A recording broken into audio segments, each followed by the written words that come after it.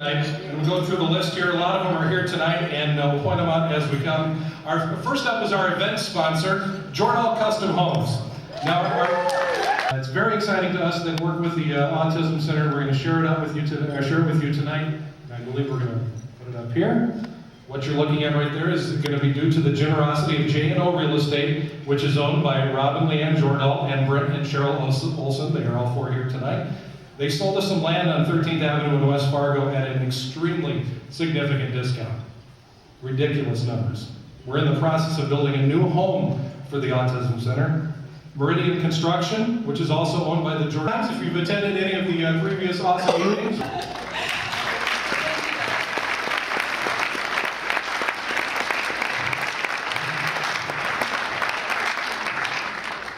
Yeah, you can go sit down. I'm not going to keep you up here all night.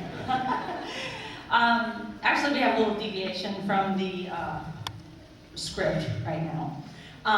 But I just wanted to let you know, so at previous AuSome Evenings, we've given out an award to someone, video in the background. Caleb Knudsen is 10 years old, and he attends Eastwood Elementary in West Fargo. He is the proud son of Nathan. Today about Ben Cousins. Now, Ben did not let autism stand in his way of becoming the 6th best wrestler in Class 3A Minnesota Wrestling during his senior year in high school. If that wasn't enough, he also turned his autism into a strength in the classroom. He's an A honor roll student, a member of the National Honor Society, and he was even crowned Homecoming King. He's currently a freshman and a member of the wrestling team at Concordia College over in Moorhead, and one of his goals is being an inspiration to others. And I think we're all about to be inspired. So here's a video quickly to introduce you to our keynote speaker, Ben Cousins. Wait, Ben.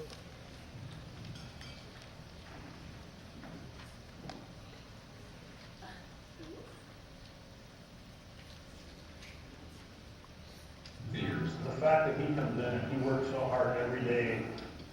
Having a child diagnosed with autism can be a scary moment for any parent. It is normal to worry that your child may never live a typical life. But tonight, an inspirational story being told by a 16-year-old Bloomington teen with autism that can help calm some of those fears. Fox 9's Scott Wasserman's here to explain. You know, guys, it's not uncommon for children with autism to participate in sports like golf or tennis, but with many having sensory issues, it's really rare for them to participate in wrestling. But one move at a time, Ben Cousins is being a voice for kids with autism.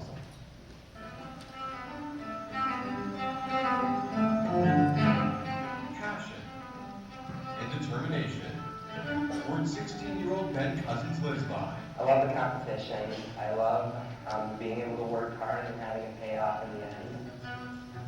At 116 pounds, the junior wrestler at Kennedy High School in Bloomington is working hard to achieve his goal of a Division I scholarship, not letting anything get in the way, including autism. I'm doing a lot better than what my mom or my parents or anybody could have expected of me, and I'm proud to say that. Ben was diagnosed with autism at 2 years old, and there were times he was deemed a dangerous child. 2 words, wild animal. Ben even had a phobia of being touched. Imagine that for a wrestler. But through therapies and hard work, he's overcome his fears. The fact that he comes in and he works so hard every day to overcome that and to achieve the things he wants to achieve in wrestling is phenomenal. In his 30 years of coaching, Chuck Fabrowski says Ben's the first wrestler with autism he's ever worked with. Well, I had some doubts about what he could accomplish, But those doubts quickly diminished, and now feels Ben is a role model. if everybody in my wrestling room worked as hard as he does when they come in, everybody would achieve high standards. It's yours, Ben. Come on, take it! This summer, Ben's determination paid off, qualifying for the Minnesota USA Cadet National Team. We went to Fargo, North Dakota, competed with almost every state. While Ben didn't win his weight class, he stood toe-to-toe with wrestlers from across the country. Big honor for me to be among those elite wrestlers, to be considered one of the best. Ben believes sports open the doors to a new life, And they treat me just like any normal kid. and now he wants to be an inspiration to other children with autism. Feel honored to let everybody know that they're just cool. Everyone can be something special. Ben definitely is special. The National Autism Society says Ben's ability to grow out of his sensory issues at a young age shows autism is treatable, and contact sports are not out of the question. Now, I'm sure it won't surprise you that after college, Ben wants to go into childcare and work with kids who have autism. Definitely has determination. Back to you guys. Yeah, Let's give Ben the welcome he deserves, ladies and gentlemen. Ben Cousins.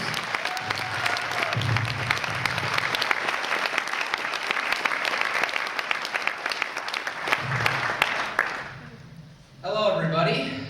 I'm Ben Cousins. I'm from Bloomington, Minnesota. I am autistic, and I am a freshman student and wrestler at Concordia College. I just want to thank all of you for so much for coming out here tonight to be right here in the Ramada Plaza in Fargo, North Dakota. I am so honored to be here to share my story, my life story with all of you. I hope my story will be inspirational and helpful in one way or another to all of you, whether you are autistic or a parent or family member with somebody with autism. I mean, lately at college, since I've been at college, whenever I'm on the phone with someone in my family, well, mainly my mom, and we talk about anything exciting that goes on in my life, she always makes sure to let me know how proud my family is of me and what I've been able to do so far. Sometimes we talk about how my Grandma Joan knew I was going to be something special the moment she saw that little twinkle in my eye. It's really intriguing to me, thinking about my grandma's words and how they have defined my life thus far. I mean, I've been incredibly fortunate and blessed to say the least. However, if you would have told anyone in my family 16 years ago that I would be up here in front of all of you, freshman at Concordia and a keynote speaker, they would have not thought it was remotely possible, not at all. Autism wasn't talked about much back then, so when the doctors told my mom I was autistic, she thought they said artistic. She thought, gee now, how do they know that? That's not a bad thing. But when they tried to break it down for her, they compared my condition from Dustin Hoffman from the movie Rain Man. I think she cried for 2 weeks, wondering if I could have any kind of life. She figured that I would probably live with her forever, never being able to take care of myself. This didn't bother her because she did want to live with me forever. On the other hand, she realized that she couldn't live forever. What if something happened to her? Who would take care of me? Where would I go? Therefore, she got busy and started asking questions and researching therapies for autism and reaching out to the limited amount of people that were available at that time to help kids with autism. She needed to help me become more self-sufficient because I struggled with language, sensory, and social skills. In Minneapolis, the Fraser Child Care School was about the only option, but they had a 2 to 3 year waiting list because they were quite a small facility way back then. She needed help and advice immediately. She would first call Fraser every single day begging for help, crying until about 6 months later, which is when they found a way to include me in the program. There was a lot for her to do, and according to her, I guess I was a handful since the day I could roll over. Because I never stopped moving, I rarely slept, and I couldn't speak except for the one letter, that was E. I had to be watched constantly, but I was never talked down to, spanked, and I was always told how good I was. And when I was little and out of control, Mom was also invited to many formal gatherings. A lot of them were weddings, but that was only if she could find a babysitter and not bring me, so I wouldn't disrupt the peace. Most of the time, she just wouldn't go. There was that one time that she found a babysitter, but she didn't know how to handle me, and when my mom came to get me, she found my ears were torn and bleeding from being pulled on. She never left me with anyone else again. Additionally, I had no sense of safety. In the house, my mom would hide knives way up high, way up high. Double lock everything, because I always liked to pile every resource I could find around me to climb up. For instance, she would turn her back for 5 minutes, and when she turned around, the refrigerator would be empty. She then proceeded to bungee that shut. I possessed many weird quirks. I actually liked running out in front of incoming cars just to see what kind of car it was. I also liked pools, which that meant I also liked the sensation of drowning for some odd reason. However, in that case, I'm okay with being 100% wet. For example, if it was barely raining outside and I got one raindrop on me, I had to get completely naked. I just couldn't stand it. I really couldn't. In regards to my clothes, for every shirt, I was even bothered by the tag touching me, so it had to go. Also, on many of my pants, I would find that one small hole, or just simply make one myself, and pick it all until it unraveled, until all pants unraveled. And generally, kids with autism do not like to be touched. I was no exception to that rule. In particular, I had to be held down by 5 or more people at a doctor or dentist appointment. It was the same when it came to haircuts. I mean, despite being held down, I always found ways to bite somebody. I didn't care who it was. At that point, our schedule became crazy. I needed speech, fine and gross motor skill, behavior, and social skill therapies. We were all over the Twin Cities each and every day. My mom and I began to learn our own sign language so that we could communicate until I could learn how to speak. For example, all done meant all done, and more meant more. Soon, eventually, I was actually talking. It was so awesome, no pun intended. I could finally tell my mom and others what I needed, why I was crying, what I wanted to eat, if something hurt, or if I didn't feel good. I talked constantly. Now, how could my mom get me to shut up? Kidding. Not having much money as a single mom, she had to be resourceful. Instead of buying lots of books, we would read, of all things, the Yellow Pages. At that time, there were lots of pictures, so we would read and sing the jingles for certain businesses. To this day, whenever I see a Roto-Rooter or American Family Insurance ad or sign, I will think of the rhythm of that jingle. It really feels just like yesterday when I didn't have a care in the world while singing them. But of course that changes now because I don't really feel confident about my singing ability, but that's another story. Suddenly I could read everything, way before other kids my age. But I was not clear about what I was reading. Comprehension, that still stands as a challenge for me today. I have to read things about 10 times while my peers will only have to read it once to understand.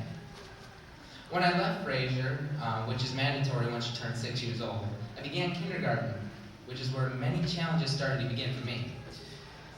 I was very unsafe. I was very rough on the other kids and needed a one-on-one paraprofessional everywhere I went, 24 hours a day. Teachers quickly learned to stay off their hands and knees around me. Anyone I saw on all fours, I would charge. I've even given 2 teachers broken noses, no, 1 teacher a broken nose, and 2 of them concussions. I guess you could say that I did have wild animal-like characteristics. I was difficult to keep calm as well. Outside of school and grocery stores, I would always find some way to throw temper tantrums. Oftentimes, my mom had to leave the store without having the chance to pay for the groceries out of embarrassment, but she eventually found some ways to keep me calm and teach me how to cope. Ways that she did this included joint therapy on every joint in my body. Example, fingers, toes, just bending them in and out. Going for drives, watching VHSs of commercials, being brushed on every single inch of my body. During sleep, I was also just put under a blanket, literally filled with corn kernels, just to keep me comfortably in place and just to keep me relaxed. I also needed to learn memory as well. One way I remember doing this visually was during the winter. Seems like all the time we have winter here, but all right, this is when my mom would place Velcro on the front door of images of winter gear. We would never leave the house until I not only knew what each piece of winter clothing was, but when I had every single piece of winter clothing on, therefore I wouldn't lose anything or lose track of what I had. Also, my mom and I would watch the same videos over and over and over again. Saturday Night Live, Baby Love, Free Willy, and others, until I had those memorized. She also believed it was crucial for me to work on my social skills and make friends. Thus, she found the Parks and Recreation Department and Summer Spectrum in Bloomington, Minnesota. Summer Spectrum is what really gave me a chance to experience something new every week with new groups of kids. Everything from football camp to arts and crafts to horseback riding. They had it, I tried it. Summer Adventure Playgrounds gave me a chance 5 days a week to interact with kids, with the one-on-one with me, of course. And that's, Parks and Rec actually implemented new policies and new people within the system just so someone like myself could be included. I also began, during that time, participating in adaptive recreation on Saturdays. It was a way for me to try out different kinds of activities such as swimming, bowling, softball, etc. with kids who were competitive and still wanted to win, but without the bullying or just pure jock attitudes that came with it. We were all on the spectrum somewhere, so we had to interact without violence or aggression. We all got a prize for participating. Being the chubby one, I was able to try sports without being made to feel bad while I was learning a skill. Fast forward, I eventually developed the desire of wanting to collect things. Happy Meal toys were a necessity. I loved them. Mom would try constantly to buy the toy without the meal. Knowing how convincing she is, it worked almost every time. However, for me, going out to eat was fun too, especially meandering around at the children's play place afterwards. However, as going out to eat continued, I gradually started to put on weight, which brings me to the years from 3rd grade to 5th grade. Elementary school did bring upon some bullying. My mom soon volunteered at school to advocate for me more by observing. There was one boy I remember in particular. I'm not going to name names, but in 3rd grade is when he constantly picked on me. Constantly. However, in these situations, I was the one removed and placed in the quiet room while he got off scot-free. Because there really wasn't a plausible solution for him, which was him being the problem. She wasn't about to let that happen, so she found herself in the principal's office almost every day, standing up for my rights. Being in a special ed classroom all day, every day, I was also notorious for spitting. The other kids were expressing this, hitting, and other abnormal behaviors, so I got the impression that it was all okay. This was when my mom began to push for me to be placed within the mainstream curriculum to learn from normal children the acceptable behaviors. Of course, I would have a para with me at all classes. Teachers wanted me to be medicated. Mom had one word for that request: no. However, she eventually gave in one time for me to be prescribed on Adderall.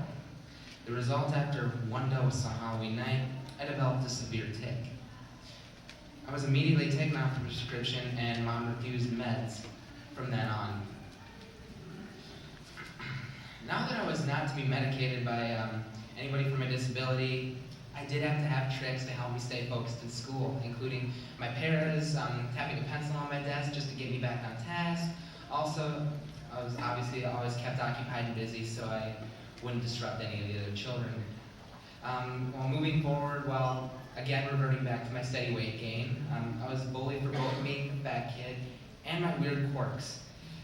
The weight and the mean kids kept me from participating in gym class, especially when it came to running a mile. I mean, during the mile run or whenever we ran in gym class, I'd be the one kid who would run for a little bit and then stop just because I saw one fascinating piece of grass on the ground and just stare at it. Just stare at it without a care in the world. But before all this was happening and not participating in the mile, in 3rd grade I began visiting my dad. During 5th grade, when he found out I was not participating in gym or the mile run, he decided to take action, which at the time was pretty much a pain in the butt for me, but I'm now thankful for it. In various locations within Minneapolis, Lake Calhoun, Lake Harriet, he would make me run without stopping until I got that mile. This eventually helped motivate me to not give up and stay focused like a laser beam on that goal, accomplishing that mile. I did accomplish it without stopping in gym class. I was the last one to finish, but I did it. At the end of that school year on Sunday night, I was at my dad's house. We were watching TV, hanging out, just as father and son do. Started wandering around the house, spotting a bathroom scale in the back bedroom. Just as playful a kid as I was, just started jumping up and down on it, stepping up and down on it playfully, and then after a few times I actually stood on the scale and it read 189 pounds. Ugh. There were so many feelings in my head, but to be blunt, I was just disgusted. I paced around outside in the moonlight thinking, what am I doing with my life? When is this gonna end? I don't ever want to be the fat kid again. What should I do? Others always took action to help me with everything I needed, but now the ball was in my court. It was my turn to take action for myself. Do I take the ball and score the touchdown, or do I simply fumble it? I decided right then and there, I wanted no, I needed to lose the weight. I started my habit that still continues today of no fast food and no pop, ever. I started to read food labels, which meant no saturated or trans fats. I even used my allowance money to buy an exercise bike that summer, a stationary one. Every night I rode for 10 minutes and also had my mom count out 180 sit-ups every night that summer. I stuck to that routine throughout the summer, and going into my 6th grade year, middle school, I had now lost about 40 pounds in about 5 months. I was still kind of chubby, but clearly I was no longer the fat kid. I was feeling so much better about myself. That school year, I decided I wanted to play real sports for the first time, to be part of the normal group. My dad was a wrestler when he was younger. He was a great wrestler. So I decided to join the wrestling team because I thought, wouldn't it be cool to do something my dad did? Although I had a bit of an idea of what wrestling was, the first day of practice, I learned real quick that any aspects of the WWE, if you all know what that is, were pretty much non-existent. I even thought the word conditioning was the meaning for cool down. Nope. No, not at all. 10 sets of stairs every practice, pretty much felt like a living hell. Being green behind the ears, getting my butt kicked by more experienced older wrestlers, and strenuous cardio, I was tempted to quit right there. However, I remember why I started to wrestle in the first place. My dad, my family, social, friends, didn't want to be a failure and let anyone or any of my hopes down. Furthermore, it took a lot of patience and redirecting from my family, good coaches, but I was learning the concepts of working with a team, self-control, listening skills, and of course, structured exercise habits. That season I took my lumps, big lumps, but I surprised even myself by winning 6 out of 15 matches that year, my first year of wrestling. I was feeling happier about myself, slowly building my confidence. Flashing back to before elementary school ended, I began paying attention to more professional sports, mainly baseball. I just enjoyed knowing who every player was, who every team was, what their stats were. I just loved baseball. Fast forward to 6th grade once again. That spring, I wanted to play baseball. I played wiffle ball at Dad's house and was pretty good, but I had never played baseball with an actual team before. That spring and summer were pretty fun experiences. Really incredible for me. Teammates from both wrestling and baseball were saying hi to me in the halls and around town. Since people approved of me wrestling as well, there was less bullying too. In addition, for the fall, I joined football for the first time, which gave me another set of kids and another set of friends.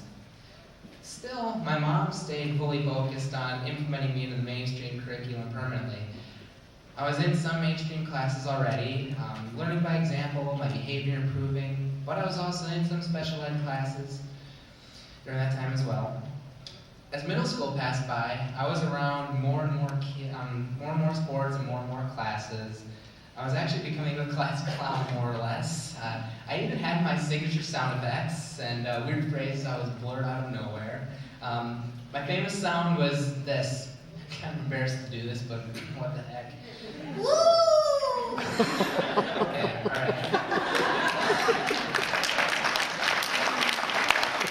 Alright, I know it sounds ridiculous, but this actually caught on with people around school and even around town. That actually made me cool in the eyes of my peers. I mean, if you're in Bloomington or the Twin Cities area, you might even hear a few people here and there utter the sound. Just ask mom or dad. They'll tell you. Middle school soon came to an end. High school was about to begin. But since there are two high schools in Bloomington, I had to decide between sticking with Jefferson High School, which was the school right across from middle school. I would have all my friends, or cross over to the east side, where there was our rival, Kennedy High School. I decided to don the blue and gold for the blue and gold clad Kennedy. Reason, you ask? Because Kennedy simply had wrestling. Jefferson didn't. I mean, even though the schools were co-opted at the time, if I ended up going to Jefferson and they broke up the co-op, I'd kind of get the raw end of the deal. Going on to high school, freshman year was tough to say the least. I knew who a lot of people were, but I didn't know a lot of them, so it was pretty awkward for me to look at anyone in the halls. But the positive, I did participate in the 3 sports, football, baseball, and wrestling that year. But after freshman year, because of the politics with the politics and the BSing with the football and baseball coaches picking the favorites instead of those who actually tried and worked hard, I zoned in on just wrestling all year round for high school. Freestyle, Greco-Roman as well. So my sophomore year, fast forwarding to that, was a lot more satisfying for me. I mean, a lot more. Because I began joining groups such as student government, which I was a class secretary in. I also signed up to become a 9th grade peer mentor my junior year, as well as be inducted to the National Honor Society my junior year. And I also received my 2 academic letters, one for previous year, freshman year, and my sophomore year. I was even voted into the sophomore homecoming royalty, which was a major honor for me. I was slowly building up my confidence, I guess you could say. I also was interviewed that summer going into my junior year for the first time on Fox News, which you just saw up there. All this snowballed into my junior year, which is where everyone knows and likes me and respects me, students and teachers alike. I was even elected 1 out of 3 captains of the wrestling team that year. 2 of them were seniors, I was the only junior. I also received many awards, including actually being nominated for the Excel Award, which is Excellence in Community Education and Leadership. 2 juniors every year receive it. It's female and male in their school. I also even gathered the courage to, technically, ask a girl out for the first time. That was prom. She said yes, of course. No big deal. Yeah, right. No big deal. Going on to my senior year, it was the raging climax of a pretty good high school career thus far, but I was just getting started for me. Then I really didn't want to leave high school. I really didn't. I even told my mom I would purposely fail all my classes just so I could stay. That time I had many friends from all grades, including those incoming freshmen including freshmen. I mean, I was appointed captain again of the wrestling team that year, this time being the only captain. I was secretary for student government again for 2nd straight year. I was a peer mentor in the National Honor Society again, which is awesome for me. I also received a citywide Senior Achievement Award for Leadership, as well as multiple city-provided scholarships. Mom also forced me that year into getting my driver's license at 17 years old, which at the time I really didn't want to get my driver's license because I was satisfied with being active and getting on my bike every day, and I was thinking, I'll get snow tires and I'm going to ride all throughout the winter, this is going to be great. But my mom convinced me to get my driver's license, and I'm thankful she did that because now I drive everywhere. I'm the one picking up my friends and choosing what time I want to go home. So thanks, Mom. Appreciate it. There are 2 moments that really stand out to me my senior year. Along with being featured in the Star Tribune and on CBS local news that year, I accomplished a minor goal of making it to the state tournament, but my major goal was placing high, which I came out match short of placing in it, but it's another story. Lastly, I was really appreciated by all my peers by being elected homecoming king. The honor and admiration from others, that adrenaline rush from that was one I really am gonna cherish forever. I really am.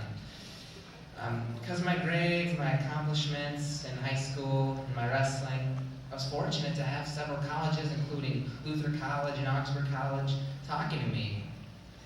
This was a very huge surprise for my mom, myself, and my dad. We toured many schools, but from the first moment I met Coach Clay Nagel from Concordia College, it simply felt right to me. It was the place to be. He has years working with kids in the spectrum, and he just puts off that aura on me that he's someone I can trust. He made several promises and commitments to my family, but he has never let me down on any one of them. He makes me feel like I'm just one of the guys, that I am normal. The same goes for his son and my coach, Matt Nagel. I completely respect and trust these men in my life and expect that we will be friends far after I leave Concordia. Well, at least I hope so. Overall, I and everyone who has supported me since day one has said to be proud of me. I believe I'm a very proud guy. I work hard, I'm dedicated, focused, and have stuck to my convictions of no gambling, no drugs, no alcohol, and none of that disgusting chewing tobacco. I feel like I'm the type of guy who will stick up for the underdog so that there are no bullies in this world. Referencing back to the Parks and Recreation, for me being 6 years old, having to have a para every single day at my side, to a volunteer staff, to me being currently a leader watching the other kids as a paid staff member of the Parks and Recreation, I feel like that's quite an accomplishment for myself and what I came from and what I've done. Also referring back to my phobia of being touched, except for my mom, way back then, it almost hurt for me to be touched. I don't really have. Her joint therapy and brushing me for hours not only calmed me, but started getting me over that major speed bump of being touched. It's probably what helped me be able to wrestle today. To this day, I'm still encouraged to get more involved and reach out to others and make lifelong friends, which is still a challenge, but slowly improving. So far this year, it's worked. I was fortunate enough to be named one of 2 freshman class representatives for Student Government Association and Hall Council Vice President. I'm thankful for that. I just want to encourage all of you. I know I've talked about everything leading up to this, some of my accomplishments, but my main point, I just want to encourage every one of you to get involved. The more groups, teams, organizations you can join, the better. The more people you meet, the more chance you have at finding belonging, friendships, purpose. Parents, keep trying new things. Keep encouraging your children to experience everything and everyone new until they find that special group or special thing that they can love, latch onto, and focus on in the future. I'd just like to give a shout out to my family, sitting in the front row, especially my mom, Kim, the video cam right there.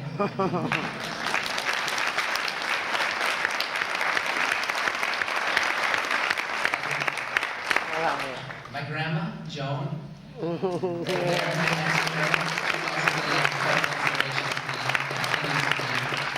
And my dad, Tim, right there. And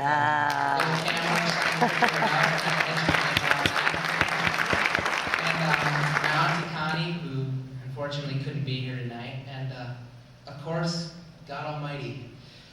Great God Almighty for always believing in me and being there to support and help me in any way possible to get to where I am today. Thank you. Also,